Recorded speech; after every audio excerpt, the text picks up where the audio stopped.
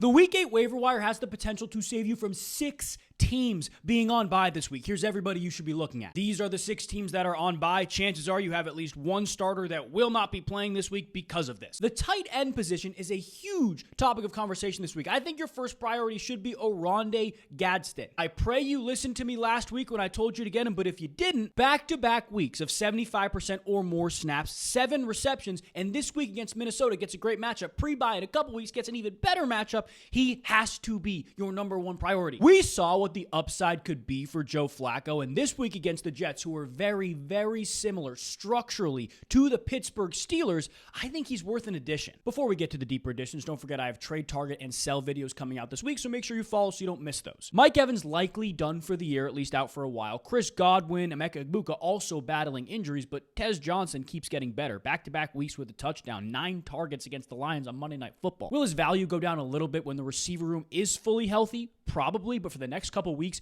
he's got to be on your roster, dare I say, in your starting lineup with the Bucs offense. In terms of longer-term options, if you're somebody who has a pretty good record, you want some depth upside plays, Kyle Monangai is worth an addition because, number one, we saw what he can do in the Ben Johnson offense, but number two, his counterpart, DeAndre Swift, has been exceptional, but dealing with an injury. If he were to go down, this guy would become a plug-and-play, low-end running back 1. I'm telling you this as a Josh Jacobs owner in my biggest fantasy league. You have to have Emmanuel Wilson on your roster if you have Jacobs. We saw how quickly that tide could change with an injury, with an illness. He almost didn't play. He should still be on your roster if you have a top-end guy like Jacobs. Another guy for those of you who may be sitting at 5-2, 6-1, who's strictly upside-oriented is Isaiah Davis, because nobody else other than Breece Hall is getting snaps in that Jets backfield, and sitting at 0-7, this Jets team may be a little more inclined to ship Breece Hall off. That's a very real possibility. Even though that Jets offense may not be great, he would be a starting running back that's available in a lot of leagues right now. A lot of people are going to be looking at Alec Pierce, but I think more people should be looking at Josh Downs, who sustained a concussion last week, didn't play on Sunday, but is in a red-hot offense, has a great target share, especially between the hashes, and has had back-to-back games prior to the concussion with 11-plus PPR points. He's a deep add in deeper leagues, but he should not be on waivers. Streaming defenses, I love the Colts, who are available in about 50% of fantasy leagues this week against the Titans, as well as the Falcons, who are available in about 60%